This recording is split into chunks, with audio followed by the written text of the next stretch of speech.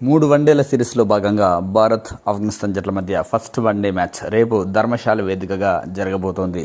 Dharamshala ground అంటే అందరికీ తెలిసే ఉంటుంది. చిన్న గ్రౌండ్, బ్యాటింగ్ పిచ్, బ్యాట్స్మెన్లకు అనుకూలంగా ఉంటుంది.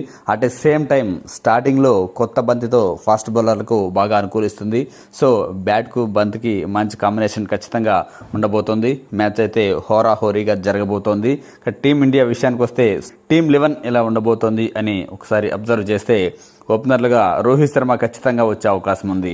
ఎందుకంటే ముంబై ఇండియన్స్ టీం ఐపీఎల్లో పూర్తిగా డిసప్పాయింట్ చేసినప్పటికీ కొన్ని వ్యక్తిగత ఇన్నింగ్స్లో మాత్రం రోహిత్ శర్మ మంచి బ్యాటింగ్తో ఆకట్టుకున్నాడు. మరీ ముఖ్యంగా 200 టార్గెట్ను చేజింగ్ చేసే టైంలో సైతం రోహిత్ శర్మ ఎటువంటి ఒత్తిడికి లేకుండా సూపర్ బ్యాటింగ్ షోతో ఆకట్టుకున్నాడు. అయితే మరో ఓపెనర్గా ఎవరిని ఆడిస్తారు అన్నది చూడాలి. యశస్వి జైస్వాల్, ఇషాన్ కిషన్ టీంలో ఉన్నారు. వీళ్ళిద్దరిలో ఎవరికి అవకాశం ఇస్తారు అన్నది చూడాలి. ఇక వన్డే కెప్టెన్ శుభ్మన్ గిల్ ఖచ్చితంగా 1 డౌన్ ప్లేస్లో వచ్చే అవకాశం ఉంది.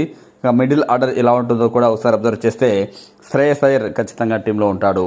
టెస్ట్ ఫామ్లో ఉన్న కేఎల్ రాహుల్ సైతం తుది జట్టులో ఆడే అవకాశాలు ఎక్కువగా ఉన్నాయి.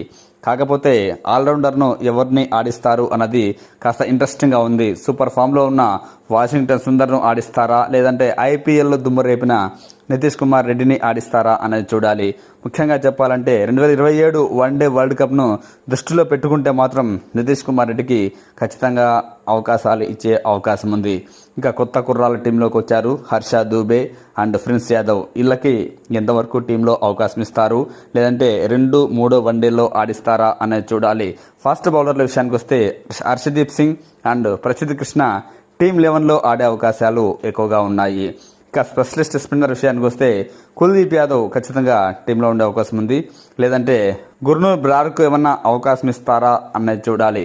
ఏది ఏమైనా ఈ మ్యాచ్లో యశస్వి జైస్వాల్, రోహిత్ శర్మ ఓపెనర్గా వస్తే భారతీయ జట్టు మ్యాచ్ గెలిచి ఎక్కువగా అవకాశాలున్నాయని వ్యాఖ్యానించాడు south Africa captain Aiden Markram. ఈ మ్యాచ్లో కనుక వీళ్ళిద్దరు ఓపెనర్గా వస్తే ఖచ్చితంగా భారత్ గెలుస్తుంది. రోహిత్ శర్మ ఐపీఎల్లో మంచి ఇన్నింగ్స్లతో ఆకట్టుకున్నాడు. అంటే సేమ్ టైం యశస్వి జైస్వాల్ సైతం మంచి ఫామ్లో ఉన్నాడు. ఐపీఎల్తో పాటు ఫస్ట్ టెస్ట్ మ్యాచ్లో కూడా మంచి ఓపెనింగ్ పార్ట్నర్షిప్ అందించాడు. కాబట్టి వీళ్ళిద్దరూ ఓపెనర్లుగా వస్తే బాగుంటుందని, టీం గెలుస్తుందని వ్యాఖ్యానించాడు.